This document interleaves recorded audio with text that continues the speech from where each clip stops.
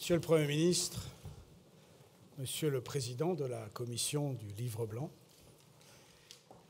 Mesdames et Messieurs, je vous remercie tous d'être présents pour un moment que je crois important, celui de l'installation de ce Livre blanc, une initiative comme l'administration pénitentiaire n'en a jamais connue et comme le ministère de la Justice n'a pas l'habitude d'en conduire.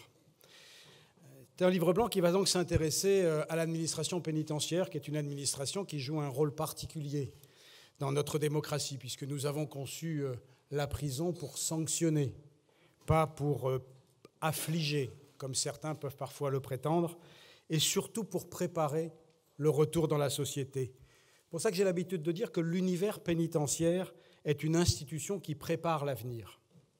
Cela veut dire que l'enfermement n'est pas une atteinte à la dignité, sans que pour autant ça soit un horizon souhaitable pour l'humanité. Le rapport sur l'encellulement individuel que j'ai eu l'occasion de présenter au Parlement, Monsieur le Président de la Commission des lois de l'Assemblée nationale, le 20 septembre dernier, poursuivait un seul objectif, mettre fin au surpeuplement carcéral en garantissant l'encellulement individuel. Construire des prisons pour couler du béton n'aurait aucun sens. Construire des prisons pour mieux réinsérer, tel est l'objectif. Cela appelle une évolution notable. La prison doit être conçue en ayant en tête la réinsertion et pas seulement la dimension punitive. Cette réflexion nous oblige donc à repenser la place géographique de la prison, à revoir son architecture, à questionner son mode de gestion. Et nous ne pouvons plus attendre.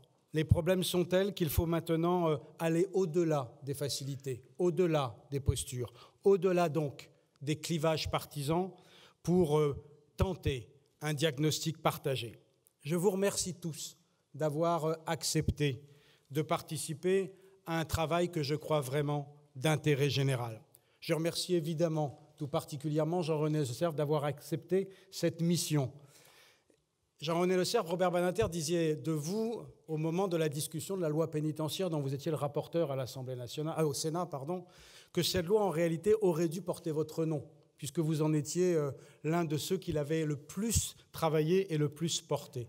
Et donc c'est parce que ce travail est reconnu par tous comme ayant été utile à tout le monde qu'en accord avec le Premier ministre, je vous ai proposé de diriger ou d'animer, de présider donc cette commission. Je remercie aussi évidemment le rapporteur général Patrick Mouneau. L'idée du livre blanc vient en réalité d'une observation très simple. Il existe dans un autre ministère, celui de la Défense, et année après année, il produit des effets positifs. Pourquoi ? Tout simplement parce que tous ceux qui s'intéressent au sujet acceptent de partager leurs connaissances et d'aller à la discussion, et donc nous arrivons à un diagnostic qui est reconnu par tous. En plus, ce travail réunit tous ceux qui sont mobilisés, que ce soit des universitaires, des chercheurs, des professionnels, des techniciens, des élus par définition. Et donc j'ai la conviction que le travail que vous engagez aujourd'hui sera utile et déterminant pour la prochaine législature. D'abord parce qu'il va nous faire gagner du temps. Ensuite parce qu'il devrait en tout cas nous permettre d'apaiser ce débat, souvent très inflammable. Et ensuite parce qu'il nous invite à ne pas porter un regard manichéen sur ces questions. Incarcérer, ce n'est qu'une des possibilités mises à la disposition des magistrats.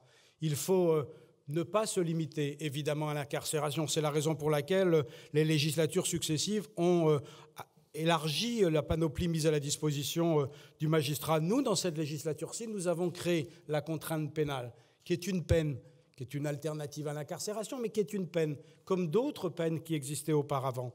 Nous avons puissamment recruté pour permettre son application. 1200 personnels ont été recrutés sur l'application de la contrainte pénale.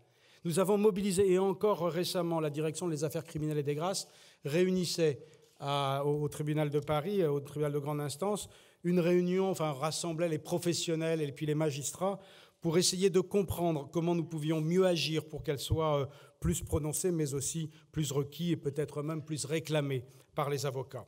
Bref, nous faisons tout, toujours, pour que les magistrats puissent prononcer une peine individualisée, adaptée à l'acte délictueux. C'est dire l'importance des sujets. Et mon expérience en tant que président de la Commission des lois de l'Assemblée nationale m'a appris que dans ce domaine, il n'y avait pas de meilleure façon d'agir que de rechercher le consensus. Sans le consensus, rien ne sera durable et rien ne changera jamais vraiment. Si j'évoque la commission des lois, c'est parce que ce livre blanc est d'abord une démarche en direction du Parlement, une démarche avec le Parlement. Je souhaite que ce travail soit donc conduit avec ouverture, que les consultations auxquelles vous allez procéder puissent être le plus vastes possible, puisque, évidemment, nous n'avons pas pu tout le monde associé dans la commission, même si le délai est contraint, c'est le moins que l'on puisse dire. L'action d'un ministre est par principe limitée dans le temps.